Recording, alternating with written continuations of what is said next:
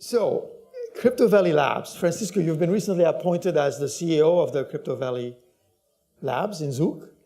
And so tell us, what's the Crypto Valley Labs? And there's a relationship to Lakeside Partners.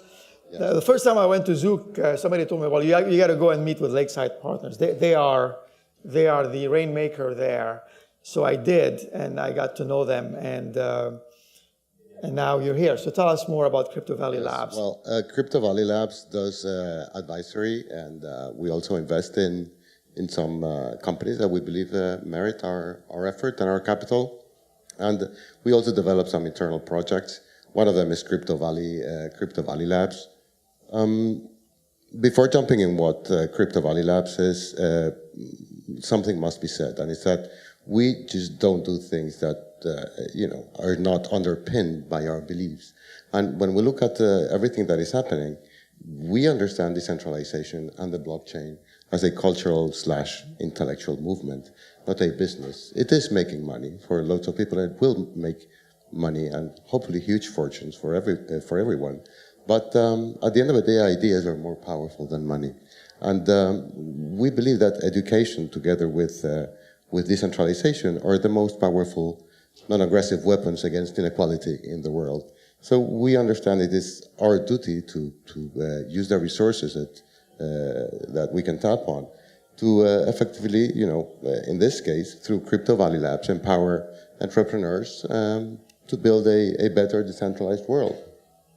As I said, we believe it's our duty to do so, and we are going to do this by building a global, decentralized, blockchain-based incubator. You already have a lot of activity right now in the Crypto Valley Labs. Yes, I mean... How many companies are you currently incubating right now? Yes, well, the Crypto Valley Lab sits at the heart of Zug, which is the Crypto Valley.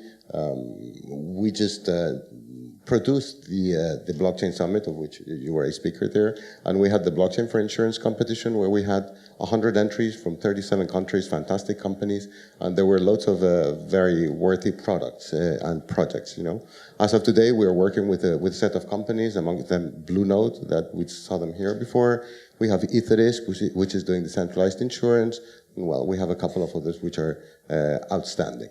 The thing is that we want to build this global decentralized blockchain incubator, and it is a hybrid model whereby we will activate best aspects of traditional investing together with decentralization through a token which we will issue. Our token has many, many features, but it has two which I think are of paramount importance. And one of them is that it is the community, the one that filters and decides what companies move through the filtering process and effectively get incubated. And amongst other things, it also allows all the investors running through the incubator to have a position, to have exposure to all incubated companies, past, present, and future. I say this because, you obviously are an entrepreneur, you put together a company, you invest a lot of time and energy, and, there's a high probability it will go belly up. In this way, you are spreading your risk or your bets, and the probability of striking a return for all that time and all that energy you've put into that is very, very high. And at this point, we have put together the Genesis Hub, we call, in Zug. We have secured 3,000 square meters of space in 2 locations next to the train station. And we have a palace by the lake that we've called the Hacker House. And we are going to be deploying this in 20 locations in the next 3 to 5 years to effectively fund some 500 companies per year. We already have discussions in several other parts of the world, and we have an agreement we'll be announcing shortly for our second hub outside of Europe. So if a company wants to come and take advantage of the environment in Zug, basically they can be associated with the Crypto Valley Labs. You can give them... Yes, we can host them there in our offices. They will receive a mentoring package with guidance on several aspects to effectively put their company up and running in the best of ways. They will get, through our token, exposure to all the other incubated companies, and they will also get a handsome amount of cash. Okay. We all know that Zug is unique. What is in your own words, why is Zug so unique, and what are the advantages of being there? Okay. Well, I personally feel very close to Switzerland because I went to school there, and I worked for a Swiss bank in a galaxy far, far away. And Switzerland has many things to it. It is the epitome of stability. You know, you just don't have big frights there in one way or another. You don't have the government saying, now we do blockchain, now we don't, now you do ICOs, now you don't. No, it's stable, and it has been so for a long time. It is also a bit of an experiment in the way that Switzerland is decentralized in its political system, where all these cantons take their individual decisions, but they are sort of coordinated for a common purpose. And, you know, those cantons, in this case, the canton of Zug, it further than its taxing conditions, which are very favorable for everyone, allows the creation of foundations for the issuance of tokens as non-for-profit activities, let's call it like that. But it also allows you to sit down with the regulators, and you have all the elements that put together an ecosystem: the lawyers, the capital, the talent, and this sits at the heart of Europe, where you can communicate variously with the rest of the world. So it's a fantastic value proposition. But what happens when you move out? You said that you are moving into other cities. So won't you lose some of what you had in Zug?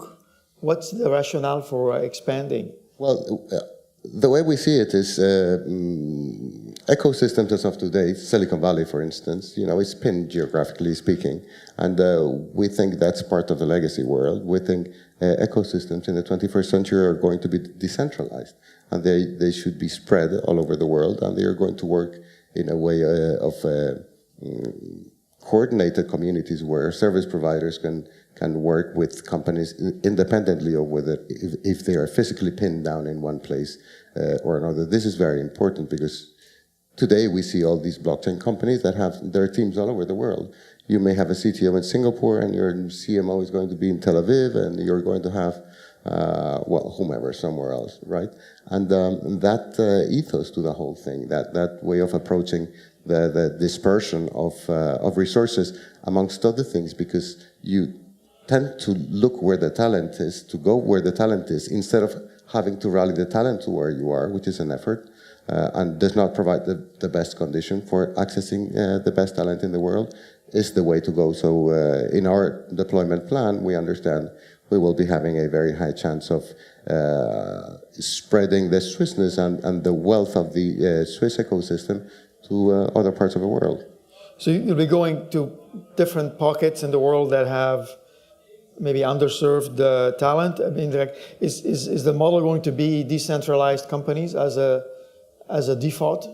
Yes, the thing is that, you know, we are in Silicon Valley now. There's loads of capital, there's loads of talent, there's, you know, colleges, you have a stable regulation in what it pertains to technology and stuff like that. But talent has no boundaries, and there are pockets of talent everywhere in the world, in Buenos Aires, in Madrid, in Mexico, DF, in Shanghai, well, all over the world, as I was saying.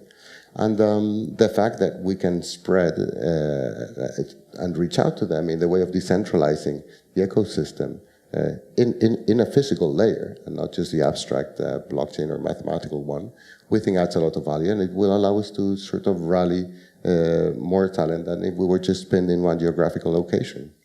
Great. So last question, what can we expect in the next 6 months to see coming out of Crypto Valley Labs specifically? Well, we're at present doing a private placement, which is going quite well. We are going to be complementing this with a token issuance. We are opening the first of the hubs in Zug. Refurbishments are underway. Should be open most probably in February. And in 6 months after that, we should be opening our second location, which is going to be in North America. And we expect to be funding some 45 companies per year per hub. Great. Thank you very much, Francisco. My pleasure. Thank you.